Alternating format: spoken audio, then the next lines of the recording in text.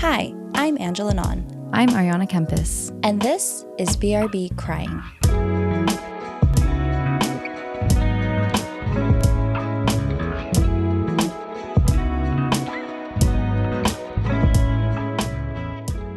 Hello, everyone. Welcome back to BRB Crying. I'm Ariana, also known as Arns. And I'm Angela, also known as Nins. And we're back at it. We are back. Surprise, surprise. We cried again. We did. Very recently. Mm-hmm.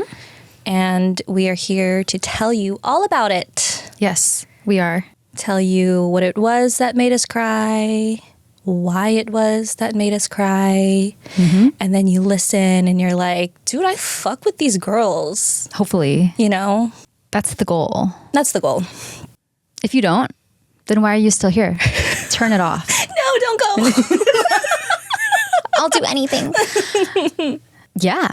So a little housekeeping update. We are going to be taking a little break after this episode. Don't worry, we're coming back. We will be back. Oh, we will. Think of it as a summer break. Mm-hmm. We are literally just going on some vacations. Yep. Resting, relaxing, gathering material to cry. Yeah. We're doing this for you. Honestly, call it R&D. It's a work trip. Yeah. Charge it on the card. Yeah. So just a heads up that it will be a few weeks before you see us. We'll be back in September, in the fall, just like good old back to school, you know, back from your break. Mm-hmm. Get those freshly sharpened pencils. Oh, yeah. Those reams of binder paper. Let's be honest. I didn't use pencils that needed sharpening. 0.5 millimeter mechanical pencil, please. Mm-hmm. Or I don't want it. No. You know? Yeah. But whatever. But anyways, so we'll be taking a little break, but don't miss us too much because we will be back and we're going to cry your pants off. In the meantime, we hope that the last 10 episodes have, again, just allowed you to explore this side to yourself. Maybe take this time now for you to just think about what we've all learned. Yes. Over the last 10 weeks. Report back to us. Yeah, but we will still be around. Oh, yeah. Please feel free to continue sending us your wonderful sob stories. Message us on Insta. Watch all of our TikToks. And then keep rewatching them over and over again. Rack those views up. Come on. We got work to do. Honestly, re-listen to the episodes. There you go. Tell all your friends about it. Mm-hmm. Share it on your work Slack. Just kidding. I mean, I don't know. Maybe. Oh. So yeah. Yeah. We'll miss you. We will miss you. But again, we're around. But with that said, we still got a whole ass episode. Whew. Imagine if we... And that's all. Until next time. BRB crying. Yeah. We're still going to cry a little bit today. Mm-hmm. So buckle up. Mm-hmm. All right. Well, I guess we should do this. Get it on? I guess we'll get it on. Let's fucking get it on then. Shall I start us off? Are you starting today? Yeah, you are starting today. I am. Alrighty. I have the honor of starting us off today. Fuck me up. Oh, I will fuck you up. No, Okay. Heavy one today? Heavy one. Okay. Yeah. All right. Can you preemptively hand me some tissues? Oh. It's one of those. For sure. So, I feel like I shouldn't sound so excited to get into this. I'm nervous. Full disclosure, my heart is pounding right now. Really? I have never... It's okay. Why are you saying that? You'll get through it, and then we will take a really long break. Okay. All right. If we need to. Okay. This was level 10 cry. Oh, wow. Many, many times. Episode 10, level 10? Episode 10, level 10. Oh, We're shit. doing this. Yeah. Okay. Yeah. Level 10 cry. Really, really big. Cried many, many times about this. Will probably cry my way through this episode. Okay. I don't know why I'm so nervous. It's hard. Oh my God, please. Oh, it's actually really easy. So I'm just going to crawl up Okay. I'm gonna read my segment like this. Sure. Should I just not look at you? Yeah, maybe turn around. Okay. Maybe go in the other room. Maybe leave. Okay. So today I'm going to talk about my puppy Cosmo. Ooh. Well, I'm already crying. Yes. All right. So to our dear listeners, I had a little puppy named Cosmo, and he passed 6 months ago. And he was my dog for more than half my life. So this was a really big one. And I honestly, I thought I was going to talk about this sooner, but I wasn't ready. I had written out a bunch of stuff and I was like, this doesn't feel right yet. I don't think I can do this yet, but the time has come. So I guess I'll start off from the beginning. All right. February 2008. We got the Hollister. We got the Abercrombie. Lay that fucking scene. We got the belts, the braid over the shirt. Oh, the braided belts over the shirt. You got the lace tank top, the belts over it. So February 2008, we had a dog. I don't know if you remember, Jinjin. Yeah, so we had Jinjin for about 8 or 9 years. And we lost him very suddenly in February of 2008. And then obviously distraught. We swore we wouldn't get another dog for a really long time, if ever at all. I was like, I don't want a dog anymore. Lo and behold, 2 months later, April 2008, I was having a very cool high school party. Do you remember this? Oh, yeah. I absolutely remember this. I wasn't sure if you would remember. Yeah. Very, very cool high school party. During the daytime, obviously. Mm-hmm. Zero alcohol. Oh. Ew. Gross. Super cool.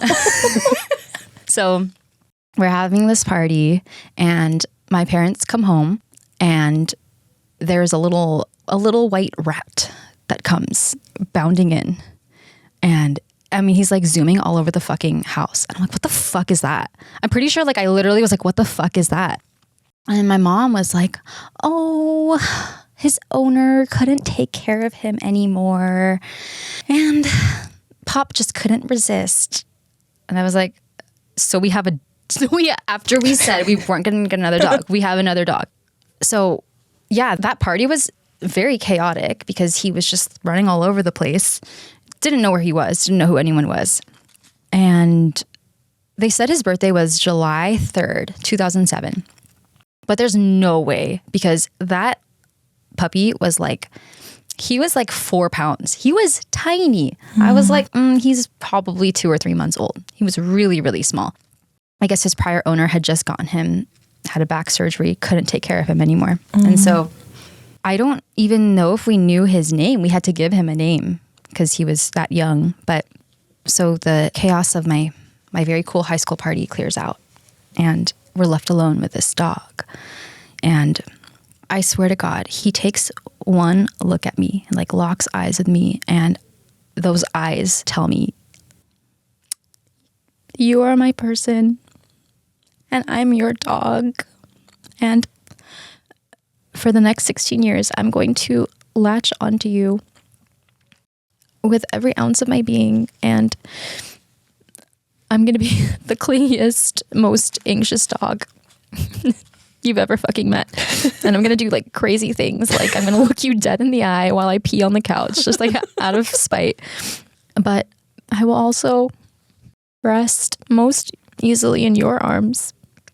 And you will be my home. And my love and devotion to you will be so clear that when I go, I will shatter your heart into a million pieces. And for the rest of your life, you will have this Cosmo-shaped hole. But somehow you won't regret any minute of it. And I will teach you one of the greatest lessons about love in this lifetime. And that night he slept with me because he chose me, and he slept on my pillow, on my head. I slept for maybe like 2 hours. It was one of the worst nights of my life. Really set the tone for like, you know, what the rest of my life with this dog was going to look like. For the next 16 years, Cosmo ruled our lives, as you know. I don't know if you ever see those jokes about like how Asian families always have a crusty little white dog. Dude, add me to that fucking roster. Yeah. And they're always like 70 years old. They're always super old and like always really annoying, you know? Like they're cute, but... White turned off-white. Yes. Uh-huh. But yeah, he was a little 8-9 pound Maltese. This little white rat. Very conventionally cute. We would always get stopped in public about what a cute dog he was. Not too long ago, maybe like last year, I was walking him and a neighbor stopped me and she was like, "Oh my God, how old is your puppy?" And I was like, "Oh, he's 15. She's like, "Oh, 15 months? Wow, so young." And I was like, but yeah, so he went everywhere with me in high school when we'd be hanging out in the garages of our friends' houses. Mm-hmm. Zero alcohol again. So cool. Alcohol's so gross. You guys, you can't do that. We're not legal. I'm just really disappointed in you for drinking. Crazy. Anyways, this dog went everywhere with me. I don't know if you remember this. I would bring him to college with me sometimes, bring him to campus, and I would pawn him off to other people. They'd be like, "Oh yeah, I'd love to watch your dog." And I would go to class and stuff and he would just be hanging out. One time on the way to school, he got me out of a ticket. He was in the passenger seat and I got caught in an intersection and the light turned red. And I was like, "Oh fuck." And there was a cop behind me. So the lights went on and I had to pull into the gas station on the corner. And this is the first time in my life I have been pulled over. And Cosmo's freaking out. This is baseline, by the way. I mean, oh my God. And I'm crying because I'm terrified. I don't know what to do because I've never been pulled over before. And I'm like screaming at him, "Cosmo, shut the fuck up." And he's like, and then this cop comes up to the window and obviously he sees the disarray. As soon as I roll down my window, he's like, "You know, lucky you, I forgot a pen, so I can't write you up." And I'm like, "Thank you so much." But yeah, he was with me wherever I would go as much as I could. He moved with me when we went to Vegas. There would be periods of time where I would actually bring him back to my parents and he would live with my parents for a little bit until the next time I came home and got him. And I was kind of like this helicopter mom. Like I would call my parents every day, not to talk to them, but to be like, "What are you feeding him? Like, are you walking him? Blah, blah." I'm like, "Oh, we were too tired to walk him." And I'm like, "You have to walk him, blah, blah." But yeah, just constantly concerned when I was away from him, kind of like just having a kid. And I think I just really prided myself on taking good care of him. I always told myself, my next dog, I'm going to take such good care of him that he's never going to run away from me. Because our other dogs, because we never walked them, whenever we'd open the front door, they would fucking bolt out and go missing for like an hour. And it happened multiple times. And I was like, this isn't normal that our dog wants to leave. And so I was like, I hope my next dog, you know.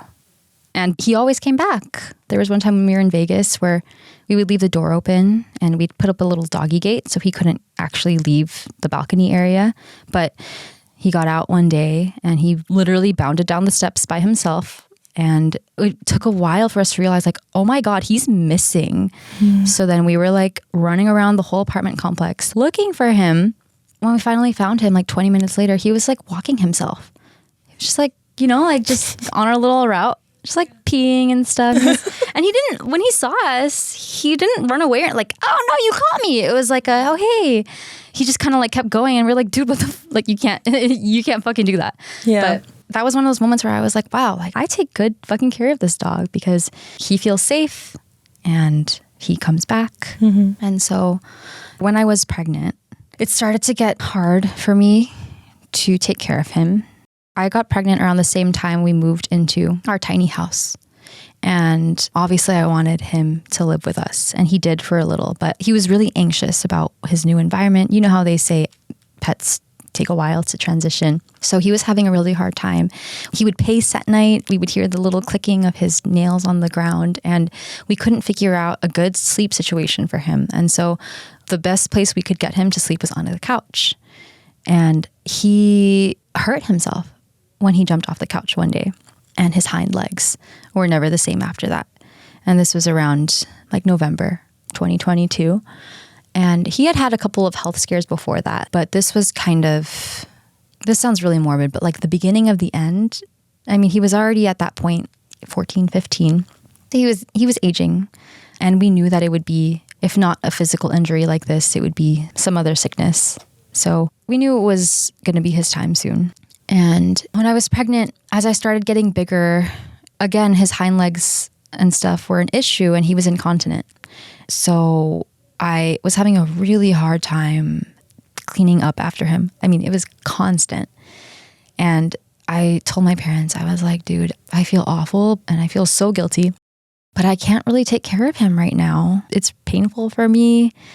I'm physically limited in what I can do. And when the baby comes too, because, you know, he's a fucking yapper, I was like, I don't know how this baby's going to sleep. So he went back to my parents a couple days before I gave birth. And after I gave birth, he was around for 9 more months.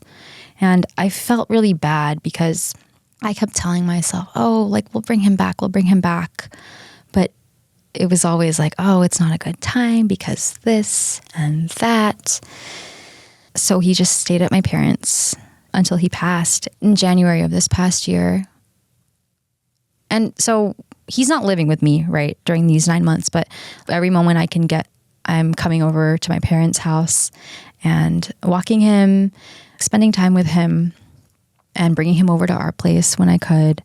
But his bark was starting to get really hoarse, and you can just tell he was struggling. And one day in January, my mom called me and she's like, he's not eating.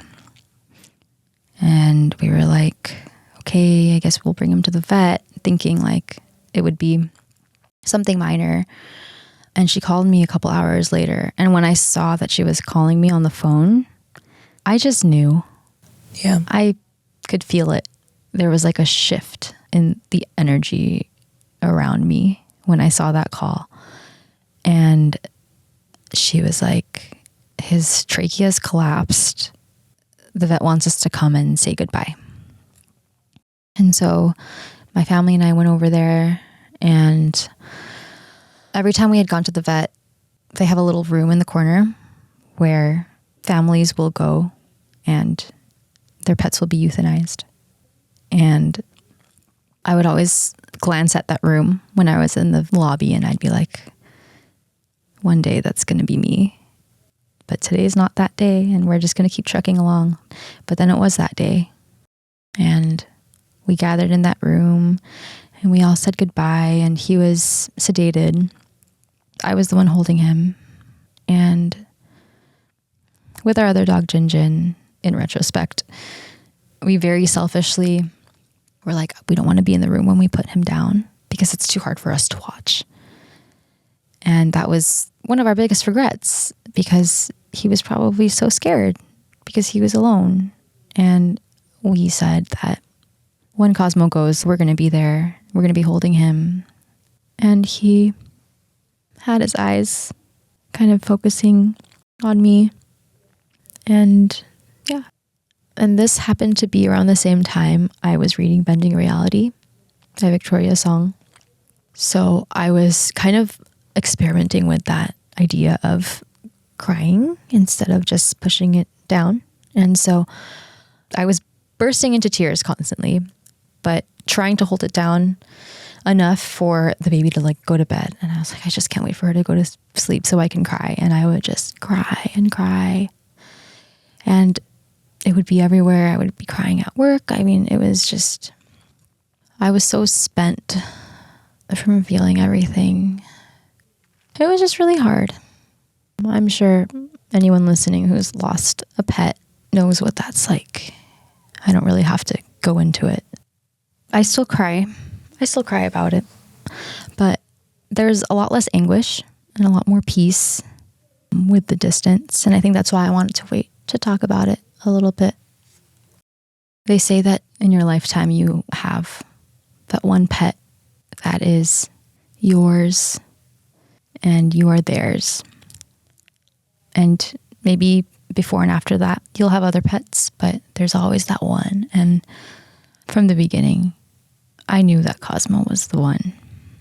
And it's just hard to wrap my head sometimes around the fact that I'm 30 something, but for the rest of my life, like I had that dog already.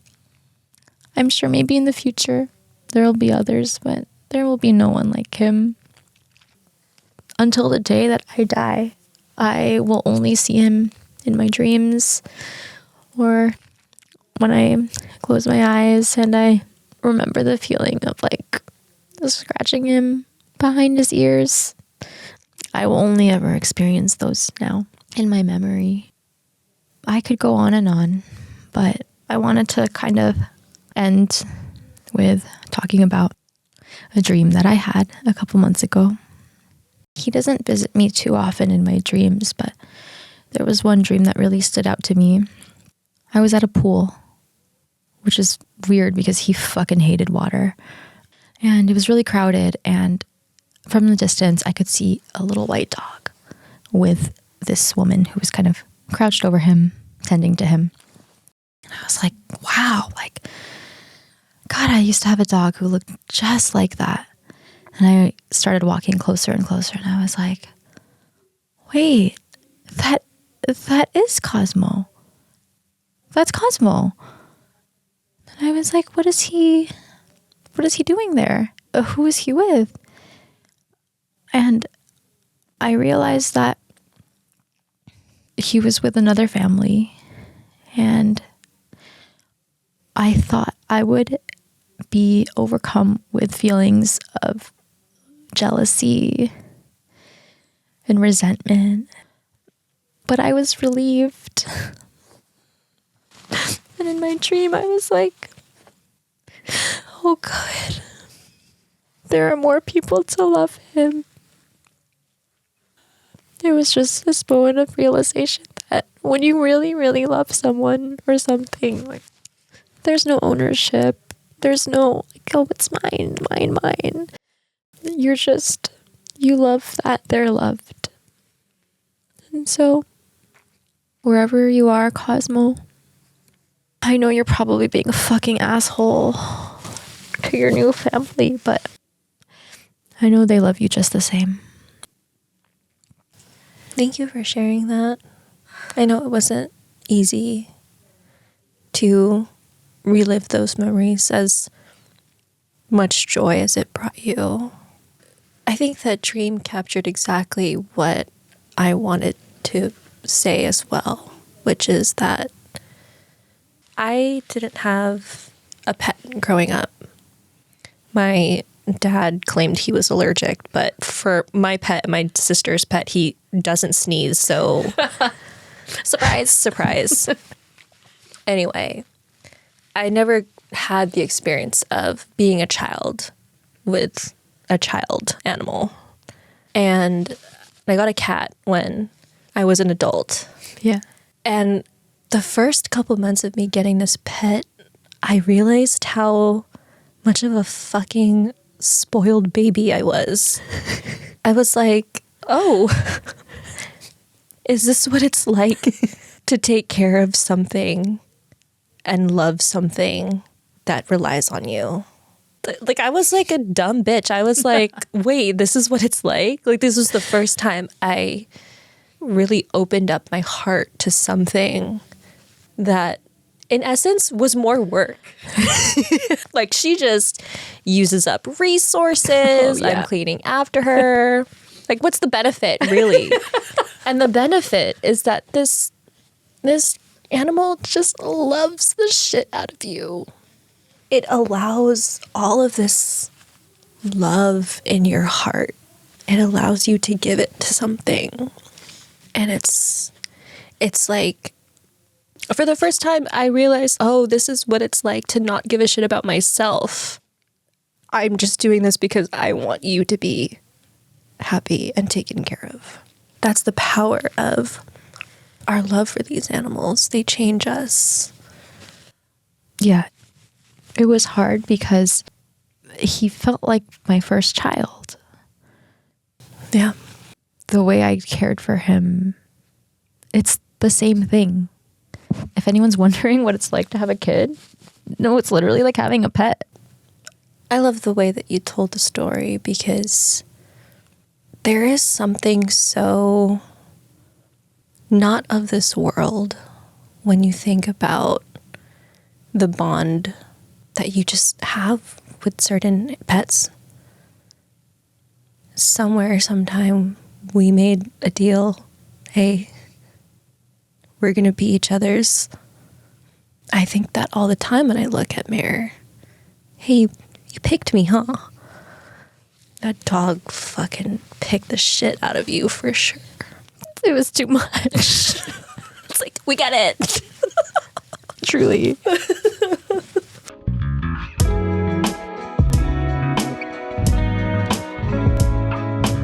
You're gonna dig me out of this hole? I don't think so. What? What do you mean? Might make it worse. Oh no. All right. Well, hard pivot. Hard pivot. Well, I'm going to be talking about one thing. I will get a little personal. Okay.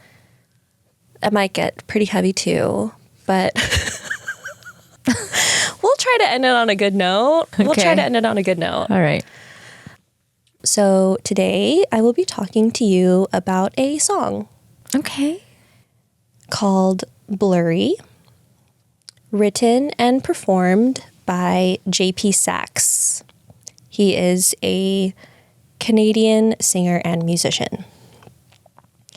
And my sources for today, in addition to the song, is an article from The Line of Best Fit by Jen Long, an article from Atwood Magazine by Luke Pettikin, and a YouTube video of an interview JP Saxe did with 7 Layers. So, JP Saxe, born in Washington, D.C., raised in Toronto. I learned that that's how you actually pronounce Toronto. That's how, like, the locals say it. Oh. Yeah. Okay. Toronto is like when people say San Fran, and it just makes... Cali? Yeah. Got it. Don't say San Fran. Don't say Toronto. Yeah. Toronto. Someone's going to be like, you still fucking said it wrong. Anyway, he moved to Los Angeles at the age of 19 to pursue music. And as a kid, he taught himself piano and guitar. I don't fucking get why people just teach themselves these things. They don't. It's in them. Oh, yeah, it is in him because music actually ran in his family. Mm-hmm.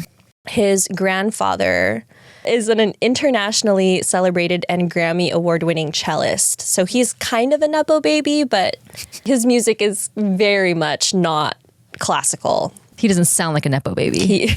Got it. Yeah.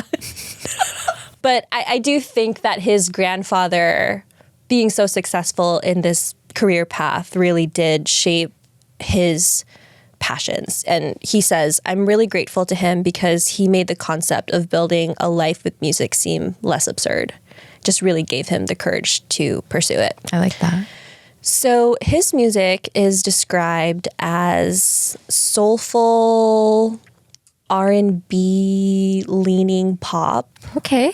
He's been writing music and performing ever since the age of 14. He's 31 now.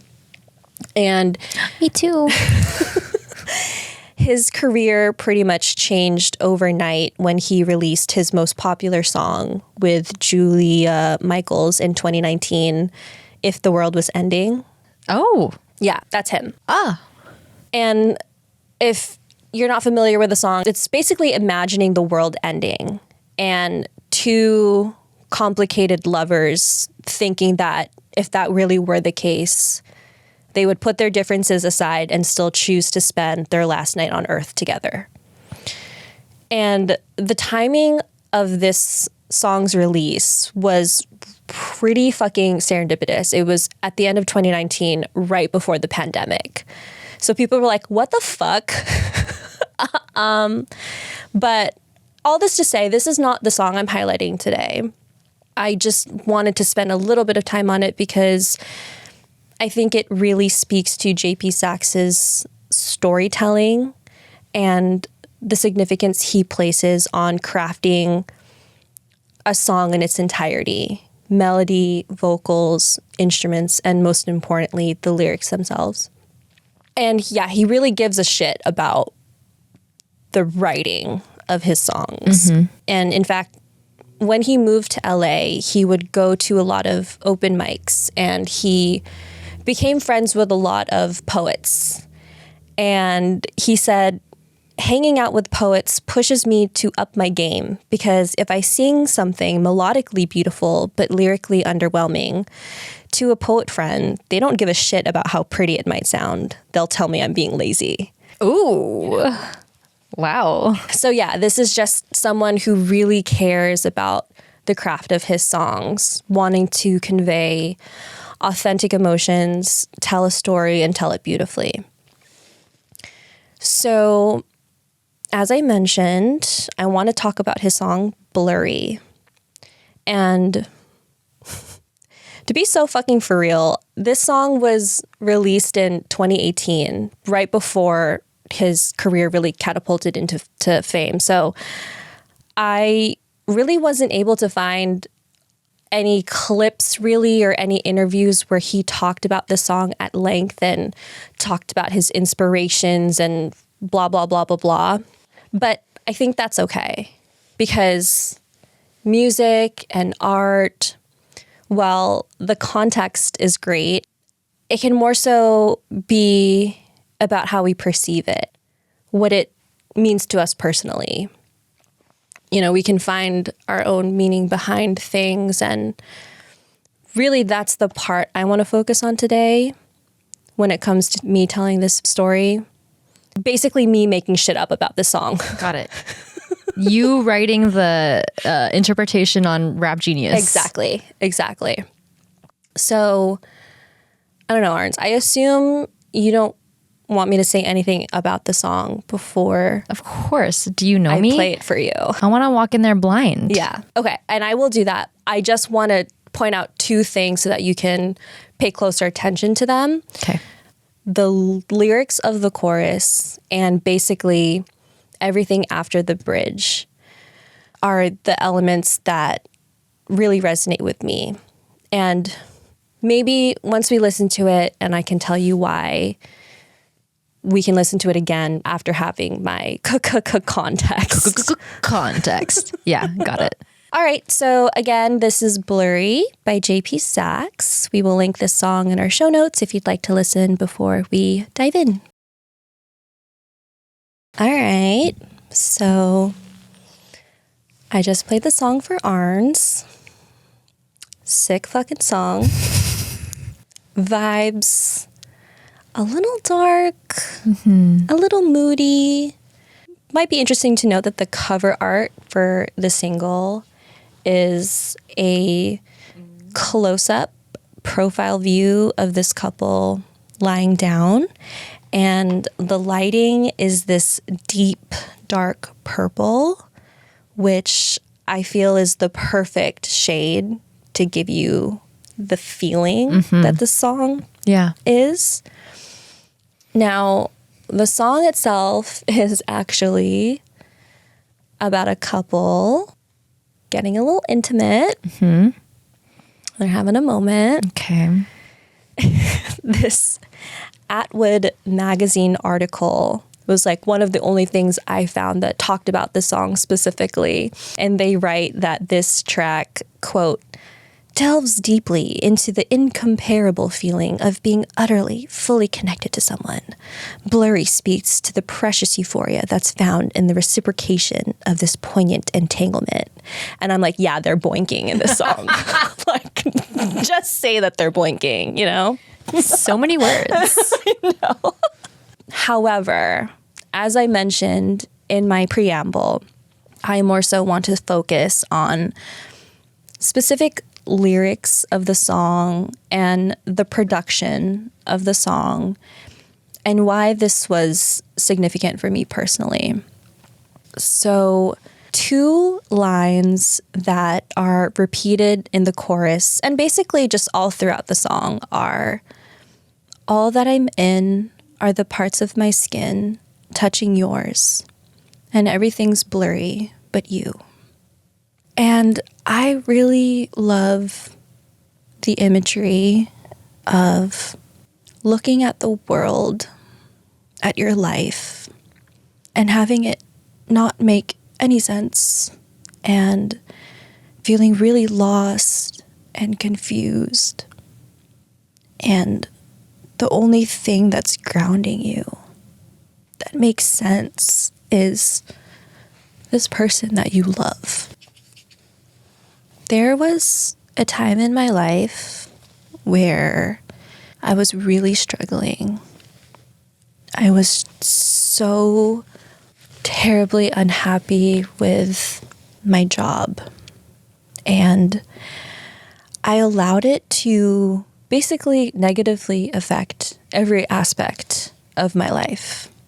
This job just gave me a lot of stress. I didn't find fulfillment in it. I didn't feel like I was doing anything important. And the office itself was just not a fun place to be, very toxic place. And what made it worse was that even when I wasn't at work, in the back of my mind, I just kept thinking, you're going to have to go back at some point. I couldn't enjoy being present in the moment because I was just dreading when this would be over and I would have to be back there. And yeah, I fell into a deep depression. Also, this was 2020, so the world was just like shitty in general. And every morning when I got ready for work and was about to walk out the door, I would kiss Lou, my partner at the time, my now husband, and I would always linger a little bit longer, just fighting back tears and just making our goodbye last longer so I wouldn't have to leave. Or, you remember this, I would do stupid shit like fantasize getting sick or like getting into a minor car accident so I could call out of work. Just a very unhealthy That's thought. when I knew. I was like, oh, this is not. Yeah. And I distinctly remember one particularly bad day in the office. I went to the bathroom to cry, and I literally fucking took out my phone and I just started cold calling random therapists.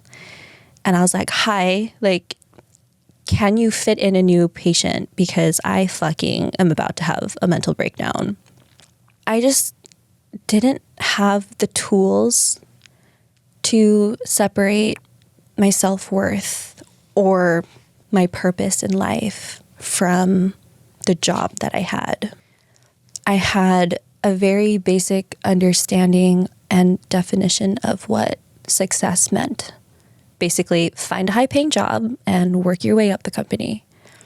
Like, we're taught this so young, and we're fucking kids, so we don't know any better. And yeah, I was fucking miserable, and I didn't know how to get out of this rut. Like, I remember growing up and hearing people say, oh, I hate my job. And I'd say something fucking dumb like, we'll find a new job. But it's like, you know, you go to college, you get this degree, you have training in one specific industry. And it's like, if you fucking hate your job, like, you just go to another company that does the same shit. Tell younger me to shut the fuck up. Anyway, so that day in the bathroom was my first foray into therapy. And ultimately my first step on this journey of self-improvement. So I started meeting with this therapist, and it was very, like, the first session was very, like, entry-level advice. She was like, you know, you should start journaling. You should start Walking outside? walking outside. She really said that? Yeah. At some point, yeah. But at the time, I was so desperate. I was like, Yeah. okay, fuck it. I'll do all of these things. Yeah. I mean, honestly, I'm thankful that she told me to journal because I still enjoy doing that today. And she also was like, you should really take the time to do like a gratitude practice. So I did. And every day I would journal and write down my thoughts. I know we've talked about this before, like how important it is to actually take the time to articulate what you're thinking, because everything is so fucking jumbled in your head. You don't know what you're thinking until you stop and pause and write it out. But yeah, at the top of each journal entry, I would write 3 things that I was grateful for that day. And remember, this was at a time when each day was fucking shit. I'm fucked up at this point. Depressed, anxious, just not taking care of myself. And I look back at all these journal entries, and in every single gratitude practice, literally every single one, I write about how I'm grateful for Lou. October 27th, 2020. One thing I'm grateful for is having the best life partner in Lou. October 28th, 2020.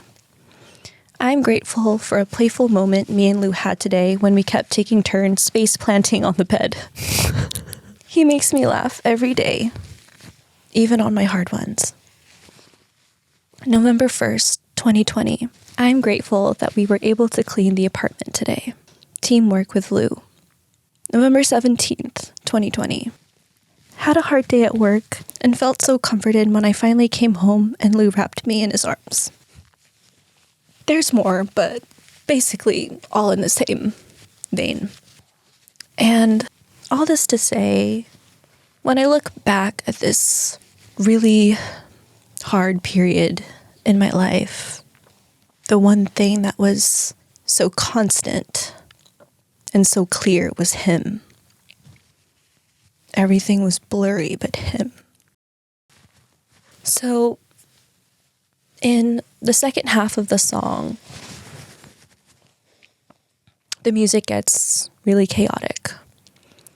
There's kind of like this jazzy piano solo that turns into an electric guitar riff. And honestly, the riff, to me, it always sounds like someone's wailing, like someone's in pain. And in the background of the guitar riff, there's all these echoey sounds and deep bass, reverbs. It's a lot of noise, essentially. And it's all building up to this very full outro. And all of this musical chaos, all of this blurriness, one thing that is consistently clear is JP Saxe singing over and over again. Everything's blurry but you. You get it? Like, Yeah, I think so. so yeah, I love this song because it always brings me back to this revelation, what this partnership has brought into my life. And dear listener, I know that our lives could very well look vastly different. And I hope that me sharing the story isn't coming off as an annoying brag about how my relationship with my partner is so perfect, because it's not. It's not. But I think we can all relate to and find beauty in the idea of life just being a big old blur, and then recognizing that one thing that keeps you grounded. And it doesn't necessarily have to be a romantic partner. Maybe it's a job. Maybe you fucking love your job. Who knows? Yeah. Maybe it's a child or a sweet puppy, or maybe it's your dreams and pursuing them. Whatever it is, I hope that we can all take a moment to just stop and feel that gratitude for that thing that in all of the blurriness is still really clear. So, yeah, that may not have been the direct message that JP Saxe intended when he wrote this song, but that is my takeaway and why it always moves me to tears when I listen to it. And I think that's fine. I think that he wouldn't mind. Music is supposed to connect us in more than one way. Thanks for sharing.